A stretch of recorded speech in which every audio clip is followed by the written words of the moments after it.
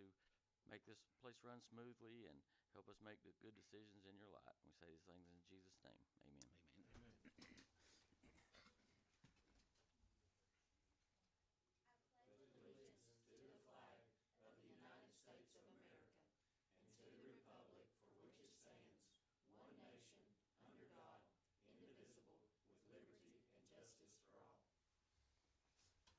Thank you. And the first thing on the agenda is the presentation of the White County School Board updates from Mr. Bob Young, and our Director of Schools, Kurt Dromberger, is here as well. So, Mr. Young, Mr. Dromberger, we'll give you the floor, and thank you for being here tonight. And you brought a good one with you, too. Well, thank you, Mayor Lowry and Alderman.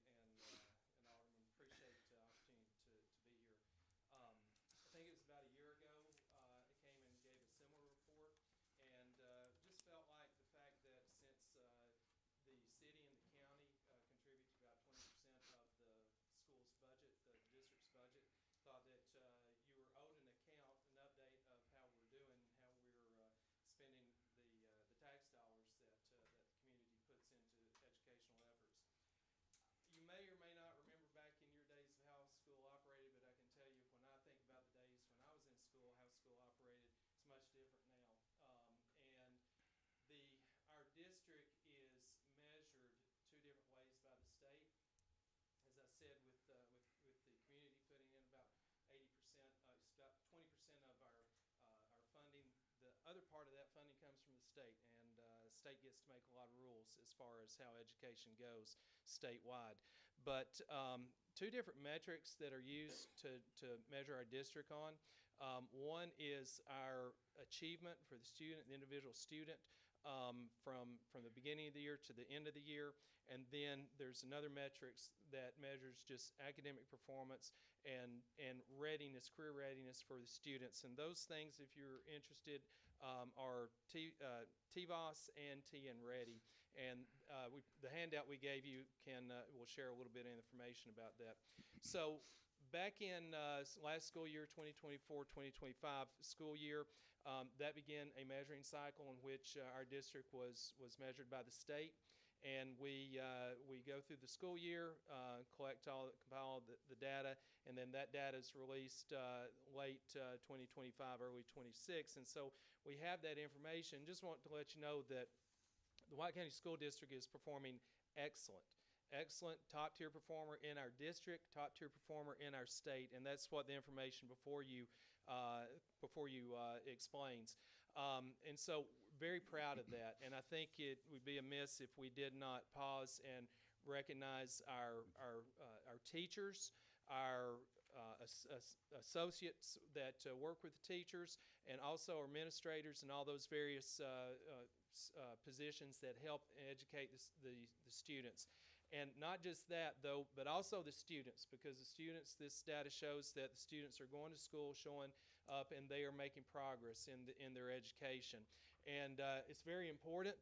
And it's something that we as a district want to share. And I know it's been shared maybe in the public newspapers, but we think you as the governing body should know this and hear this from us. And so that's the reason why we're here. So at this moment, I just want to let Mr. Dromberger speak to some of the results and how our scoring went. Thank you, Chairman Young, and thank you all for your service to the community. Thank you for your support of our school system. And certainly in the state. But I wanted to point out to you that we have 6 what are called reward schools of our 8 schools in the district. That it's really unheard of to have that high percentage of all your schools in the district be credited as reward schools.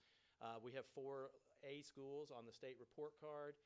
We have 1 school that was a C, but last year we were all A's and B's, and we just slightly missed that this year. But all of them performing very well. Many of our neighboring districts can't say that they have a report card that great. Did want to point out also a piece of data that recently came out, the NAEP test, which is a National Assessment on Educational Progress, which is kind of the nation's report card, so to speak. It's given to 8th and 11th graders across the nation. Recently, White County was one of 4 4 districts in the state of Tennessee, and 1 out of only 106 in the nation that has surpassed their performance on NAEP testing since COVID. So Little White County is performing quite well on the big stage, and it's something you should be very proud of. A school system you should be very proud of. One that I'm very proud to lead and to be able to stand on the shoulders of some really hardworking people and students in our community. So thank you for your support, and we really appreciate all that you do to support our school system. Thank you, Mr. Stromberger. Before I just share one last bit of information with you about our district that I think you'll be pleased to hear. Do want to recognize Ms. Lisa Officer here tonight, Mr. John Smith, fellow board members, and also Ms. Isabella Sackett. White County, a couple years ago, I think it was 3 years ago, we were one of the very few districts in the state that adopted a policy where we would allow student representatives to be on our board. It's a non-voting position, but we come in and we have an 11th grader and a 12th grader, and they come in, they get to spend 2 years with us. Ms. Sackett is finishing up her second year. It's just been a joy to watch her come in, learn. She's got great talent. You know, someday she could be sitting in one of your seats. She's that talented. But I thank them for coming, taking the time to come out tonight as we share this information with you. So one thing I want to leave you with, so just so everybody knows, that we all know that the state changed the funding model for LEAs, and that can be a challenge. That can be a challenge for funding because we face a lot of competition, and homeschooling being part of that. I certainly respect people's decision on how they choose to educate, and $7,000 that we'll be able to use for our education here in White County. That's tremendous, and that just goes to show the hard work of our teachers, our administrators, and all the staff at the BOE. And I'd be remiss if I didn't say it wasn't due a large part to the leadership of our director that we're very thankful to have. So wanted to share that with you tonight because it's important, because strong education in a community makes the community stand out, and you should know. So thank you and appreciate your time, Mayor Lowry. Thank you. And I'd be amiss, this is totally off subject, but I'd be remiss if I didn't thank Chief Powers and his crew for helping a couple of Saturday nights in an area that is real close to my heart. And I just want to say they perform fantastic, and such professionals, hard work, diligence. I can't say enough about them, and I appreciate you funding them. I appreciate you funding well, but I don't think we should ever take that for granted, the fact that we have the ability to get out and serve in that manner. But it's the people. They're great. You're talking about hearts of servants, and for that, really appreciate it. Thank you. Chief Powers, Mayor Lowry, thank you for having a quality department. Thank y'all for what you do.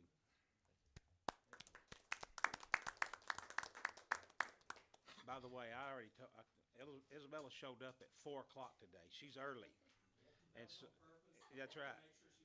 So, yeah. So we talked, and I have her a little higher up than here. I said Governor of Tennessee, President, or something. So that's where I placed her at. But anyway, thank y'all for being here tonight. First item on the agenda is approval of the minutes of the February 5th, 2026 regular meeting. Motion approved. Got a motion and a second. Any questions, comments, changes? Change?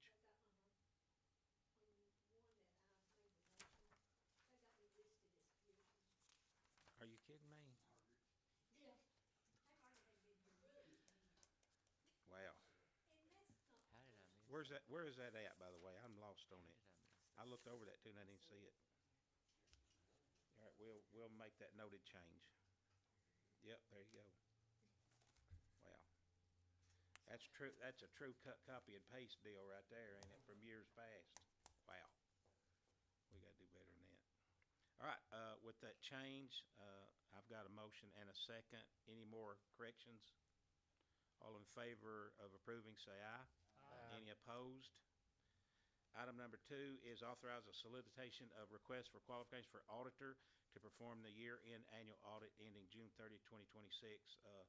As you know, our auditor, Mr. Dacus, is pulling back his workload and has been doing it for many years, and we're having to find another auditor, so we're looking for qualifications right now, and that's what that is. So at some point in time, we will get that, we'll get bids for the city, and then and this is from the comptroller letter as well. And so at some point in time in the near future, we will bring those qualifications to you, and then we'll try to hire an auditor to do our financial audit every year. There's groups out there, and we'll send it to a lot of people and put it out there and let anybody come into it. So that wants to apply or wants to put in a bid for it. Motion to approve. Got a motion and a second. Any questions? All in favor say aye. Aye. Any opposed? There are none. Item number 3, approve the promotion of Jeff Copeland to position of equipment operator from street laborer. So moved. Got a motion and second. Any questions? All in favor say aye. Aye. Any opposed? Next item is department head reports. Do you have, I'll just go down the list. I'll start with Nick Dunn, our police chief, who was in a pretty tough accident this week. Was rear-ended and sitting at a red light about 30 or 40 miles an hour, so hopefully his back's getting a little better. But any questions for Nick?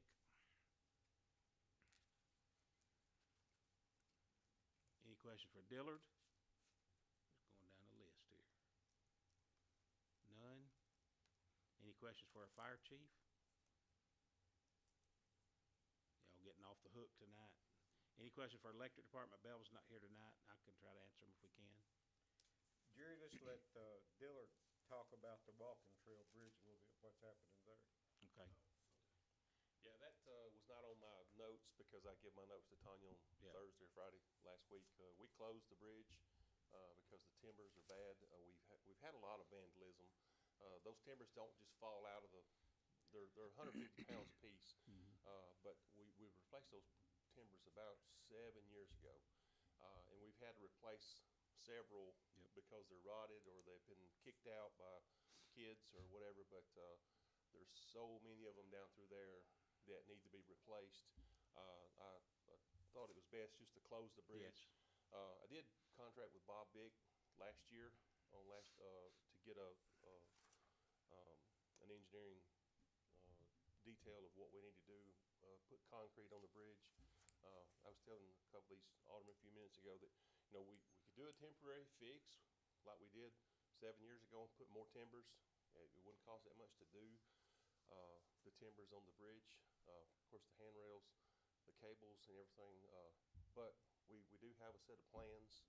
We just got to get it out. See, he's supposed to give me a cost analysis with it as well, because the prices have gone up so much. Years ago you get concrete for $50-$60 a yard, and now it's close to $200 a yard. And that being on a bridge, it's going to be a little more expensive because of where it is and precautions for safety. So, but right now we've got it closed, and I'm going to try to call Bob again in the morning. I tried to call him today, didn't get him, and see where we are as far as getting those plans, and see what So you expect the bridge to be closed, what, 5 or 6 months then? Yeah, possible.